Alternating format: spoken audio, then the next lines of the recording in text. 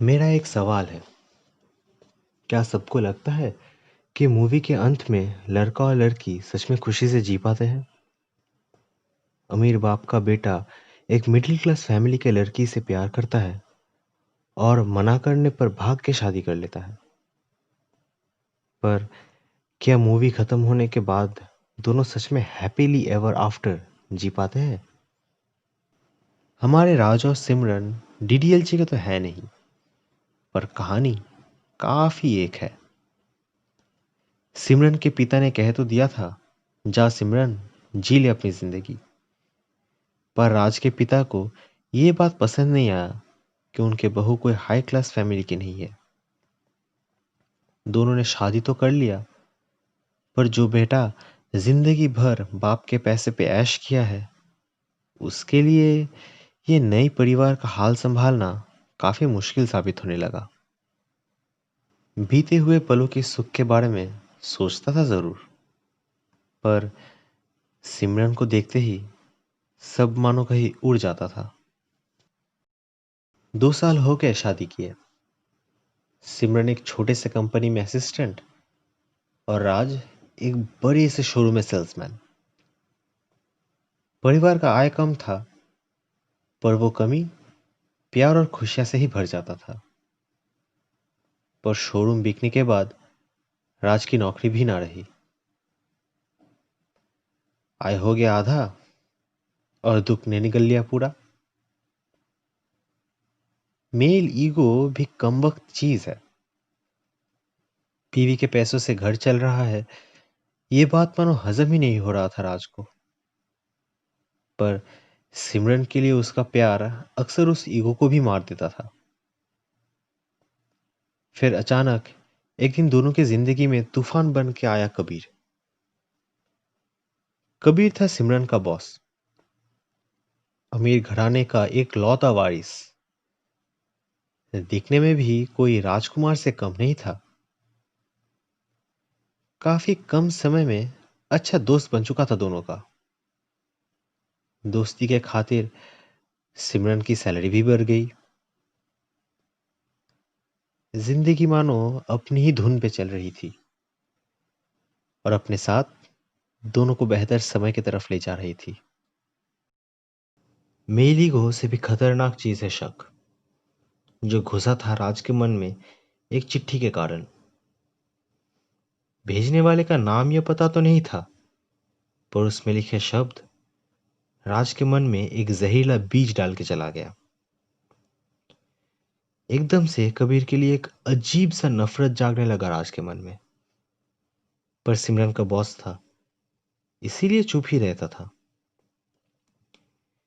सिमरन का अक्सर घर देर से आना, बेवजह बोनस मिलना, अचानक राज के लिए गिफ्ट्स ले आना, ये सारी चीजें जो उसे पहले नजर तक नहीं आती थी, वो मानो धीरे धीरे आंख और दिल दोनों में चुभने लगा। प्यार के एक हसीन रिश्ते में दरार आने लगे, जो एक ही दिन में एक खबर सुनने पे खाई में तकदीर हो गई। सिमरन मां बनने वाली थी। खुश तो राज हुआ था जरूर, पर शक भी अपना दस्तक देना नहीं भूला। राज और सिमरन एक साथ समय भी बिता नहीं पाते थे काम की वजह से। इतने में एक खबर जो दोनों को खुशी से पागल कर देना चाहिए, वो राज को और दूर ढकेल दिया। एक तरफ सिमरन घर में और कम समय बिताने लगी और दूसरी तरफ राज का शक आसमान छू रहा था। पूछने पर बस यही बताती थी, बच्चे के लिए पैसे इकट्ठे कर रही हूं। इतने में एक और चिट्ठी आई और अपने साथ लेके आई कुछ दिल तोड़ देने वाली तस्वीरें। एक झटके में राज की पूरी जिंदगी ताश के घर जैसे बिखर के गिर गया।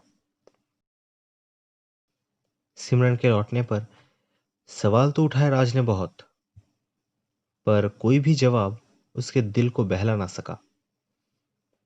आखिर में दोनों ने फैसला लिया कि बच्चे के लिए डीएनए टेस्ट करवाएंगे।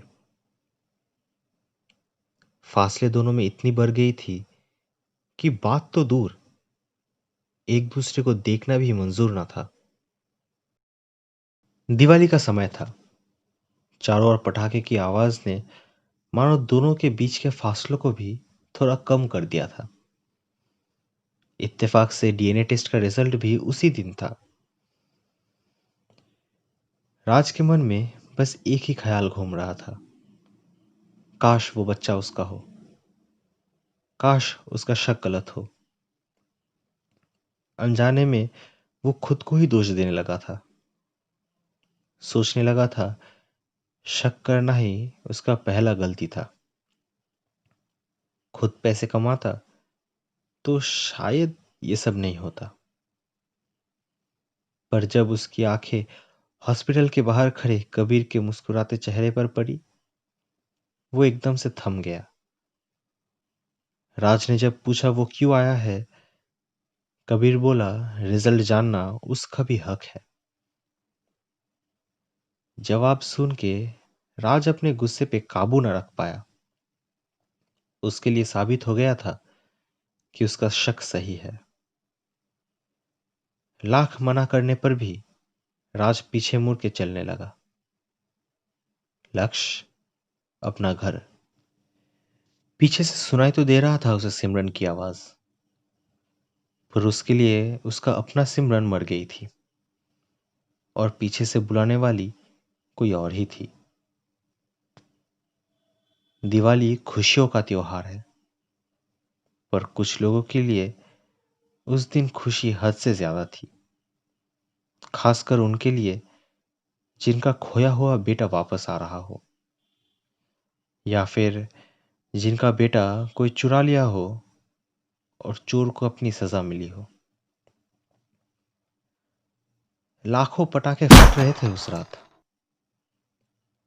और बीच रास्ते में खड़े थे यमराज, जिनके सामने पड़ा तो था बस एक लाश, पर आत्मा लेने आए थे वो दो।